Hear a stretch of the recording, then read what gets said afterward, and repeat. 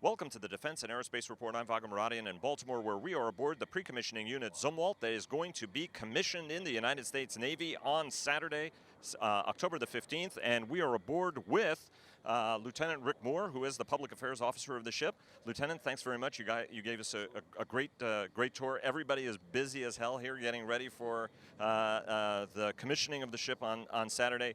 How are those preparations going so far?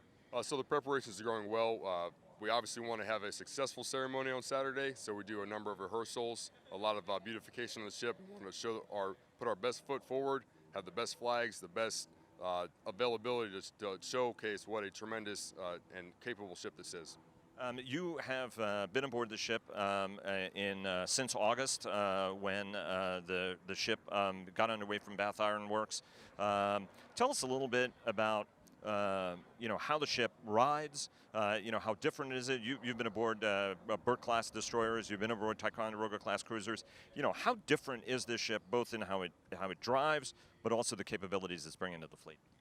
So I was very excited when I got the news that I was going to be joining the Zumwalt. It's a tremendously advanced ship. The ride is incredible. We came down from Maine, left Bath Iron Works, the remnants of Tropical Storm Hermine. We didn't feel a thing. We're going pretty high speeds in order to test out the engines, run it through the full testing. Very smooth ride, very nice. If you had a cup of coffee, you're not going to spill it. which is the measure, obviously, of ship control characteristics. But you guys do have a very novel, everything about this ship is novel. Obviously, the shape is novel from a stealth and signature reduction standpoint.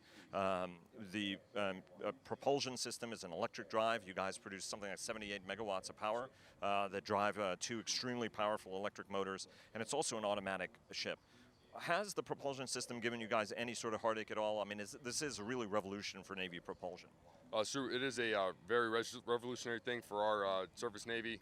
It's very different from an Arleigh Burke-class destroyer or the Ticonderoga-class cruiser. It's extremely capable. We're going to test it as much as we can during our underway periods.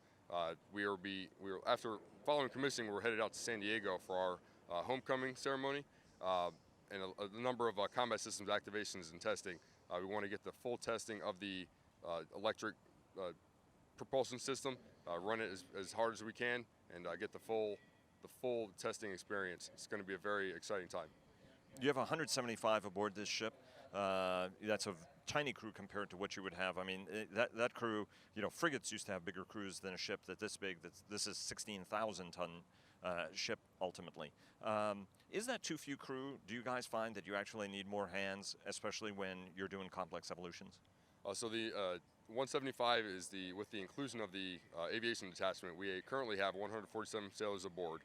We find that we are able to conduct every normal underway operation and import operation with the 147 we currently have. As we get closer to deployment in the future, we may find that we need more sailors, we need less sailors.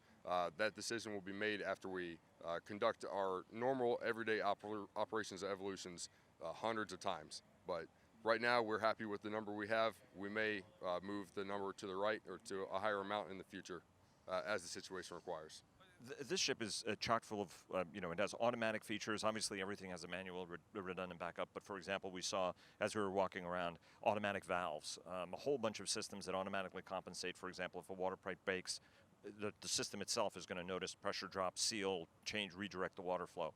But tell us some of the features that, as a sailor, makes life easier, whether it's the staterooms or whether it's your really neat underway replenishment corridor that you have on the ship.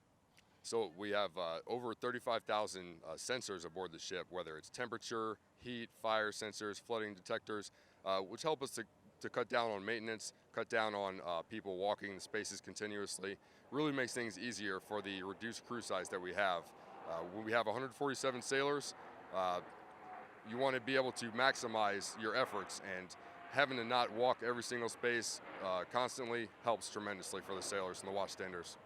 And tell us also about that's the Blue Angels practicing, because it's not just the Zumwalt's commissioning, but it's also Fleet Week up here in Baltimore. Tell us a little bit about the berthing spaces. I mean, normally ratings, there are dozens, even more than that, obviously, if you go on a big ship like a carrier.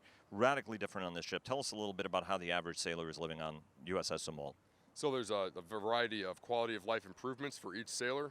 Due to the reduced crew size, we can have 2 to 4 person staterooms. Everyone gets their own commode, their own shower and sink, which truly is a increased quality of life. People are able to not share their room with 90 of their closest friends, rather with 2 or 3 of their closest friends.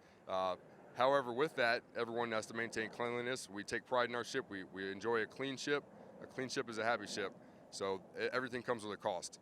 But everyone's pretty excited about the staterooms. Yeah, there's nothing better than having your own rack at the end of the day. But tell us a little bit about that replenishment corridor that you guys have, because obviously this is a vast flight deck that you guys have here to operate a vast array of aircraft from. But you also have a very novel corridor on the starboard side of the ship that's for replenishment. Tell us a little bit about that. So we have the Replenishment Passageway, affectionately referred to as the Broadway, which harkens back to the battleships that we used to have in service.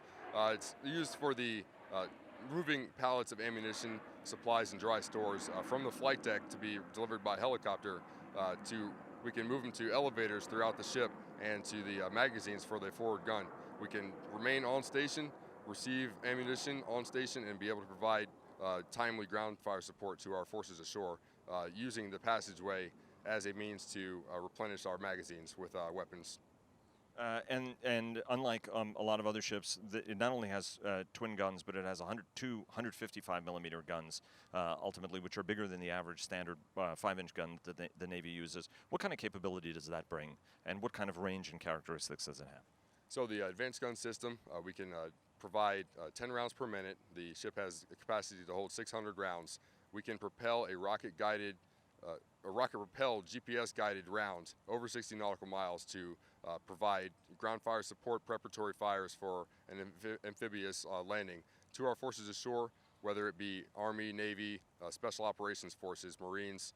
We have the ability to provide timely and accurate gunfire, minimizing collateral damage, which is always a key concern. And you guys also have the Peripheral vertical launch system, right? So you have 80 missile tubes for Tomahawks and a whole variety of other missiles. Yes, sir. The Peripheral VLS vertical launch system. We have 80 cells around the perimeter of the forecastle and the flight deck, different than a typical surface combatant. It's a physically larger cell. We are able to carry the majority of the missiles that we currently use on surface combatants, but also as a bridge to the future, we can have the physical space to take on future weapon systems. Fair winds, following seas, and we hope to see you guys in San Diego.